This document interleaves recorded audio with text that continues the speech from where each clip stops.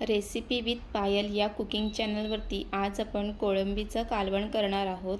त्या कालवणामध्ये शेवग्याच्या शेंगा, वांग, बटाटा हे टाकून त्याचं कालवण करणार आहोत आणि हे सर्व कालवणात टाकल्यामुळे कालवणाला खूप छान चव येते। रेसिपीला सुरुवात करण्याच्या आधी रेसिपी विथ पायल या कुकिंग चॅनलला सबस्क्राइब केलं नसेल तर सबस्क्राइब करून घ्या। इथे मी कोळंबी घेतली आणि ती स्वच्छ साफ करून घेतली आहे। कोळंबीचं कालवण करण्यासाठी लागणारे साहित्य: उभा चिरलेला कांदा, टोमॅटो, शेवग्याच्या शेंगा, वांग घेतले आणि ते पाण्यात टाकून ठेवलं आहे। असं कापल्यावर पाण्यात टाकून ठेवायचं आहे। आणि इथे हिरवी मिरची, कोथिंबीर आणि बटाटा घेतलेला आहे। बटाटा पण बारीक कापून घेतलेला आहे। आलं, लसूण, मिरची याचं वाटण आहे आणि त्याचसोबत चिंचसुद्धा घेतली आहे। चिंच मी पाण्यात भिजवून ठेवली आहे, त्यामुळे त्याचा चांगला रस निघतो। चला मग कालवण करायला सुरुवात करूया। इथे मी गॅस चालू करून त्यावरती कढई ठेवणार। कढईत तेल टाकणार। तेल व्यवस्थित गरम करून घ्यायचं आहे। तेल गरम झाल्यानंतर त्यामध्ये उभा चिरलेला कांदा टाकायचा आहे। ह्यामध्ये मी कांदा उभा चिरलेलाच वापरते, त्यामुळे आपल्या कालवणाला खूप छान चव येते। आणि उभा चिरलेला कांदा व्यवस्थित तेलामध्ये परतून घ्यायचा आहे आणि हे परतून घेताना गॅस मंद आचेवरच ठेवायचा आहे। मंद आचेवर ठेवल्यामुळे कांदा हा व्यवस्थित शिजला जातो।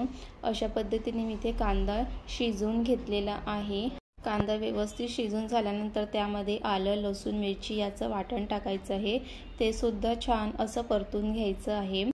व्यवस्थित परतून झाल्यानंतर त्यामध्ये बारीक चिरलेला टोमॅटो घालायचा आहे। टोमॅटो सुद्धा छान ह्यामध्ये परतून घ्यायचं आहे।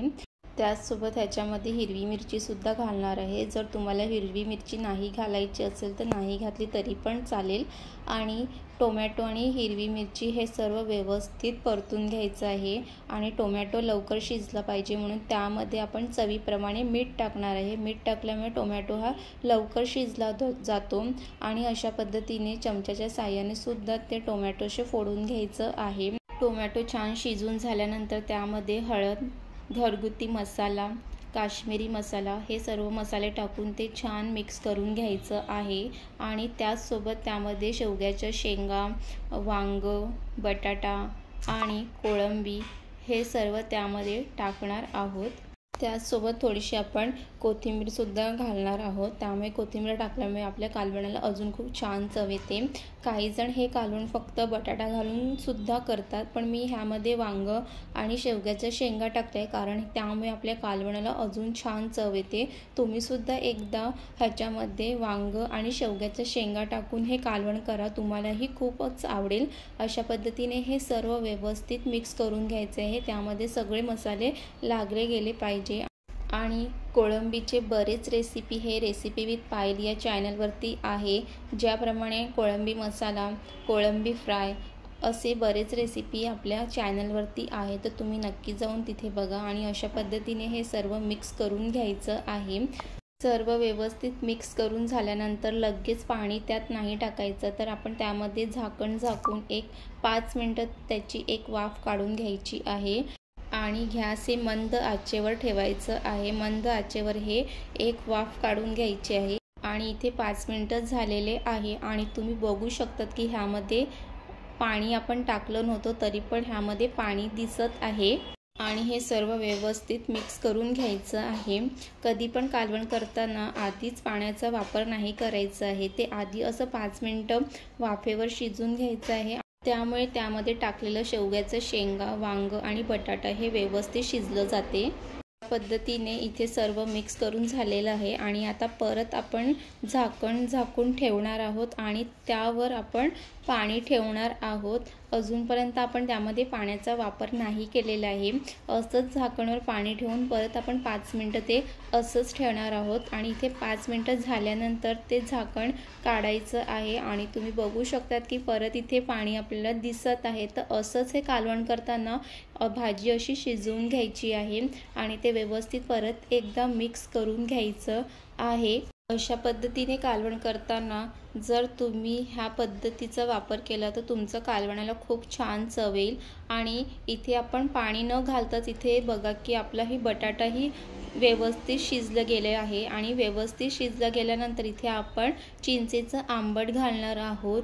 कधी पण बटाटा थोडंसं शिजलं गेलं त्यानंतरच तिथे चिंचेचं आंबट, तुम्ही जे काही आंबट वापरत असतील ते टाकायचं आहे आणि आंबट टाकल्यानंतर ते व्यवस्थित मिक्स करून घ्यायचं आहे। व्यवस्थित मिक्स करून घेतल्यानंतर त्याच्यामध्ये आपण थोडंसं गरम पाणीसुद्धा त्यामध्ये घालणार आहोत। तुम्हाला जेवढं रस्सा पाहिजे तेवढं त्यामध्ये पाणी घालायचं आहे आणि परत आपण ते झाकून 5 मिनिटांसाठी ठेवायचं आहे। आणि इथे 5 मिनिटं झालेले आहे आणि तुम्ही ते बघू शकतात की आपल्या कालवणाला किती छान असं उकळ आलेली आहे। तर अशा पद्धतीने सर्व एकदा परत मिक्स करून घ्यायचं आहे आणि इथे आता बटाटा पूर्ण शिजला आहे की नाही ते एकदा बघून घ्यायचं आहे आणि इथे बटाटा व्यवस्थित शिजला गेलेला आहे। त्याचसोबत आपले वांग आणि शेवग्याचे शेंगासुद्धा शिजलेले आहे। त्यानंतर ह्यामध्ये टाकायचं आहे गरम मसाला। इथे मी मच्छीचा गरम मसाला टाकला आहे। जर तुमच्याकडे मच्छीचा गरम मसाला नसेल तर तुमच्याकडे जो गरम मसाला असेल तो टाकायचा आहे आणि इथे व्यवस्थित गरम मसाला मिक्स करून घ्यायचा आहे। गरम मसाला टाकल्यामुळे आपल्या कालवणाला खूप छान चव येते।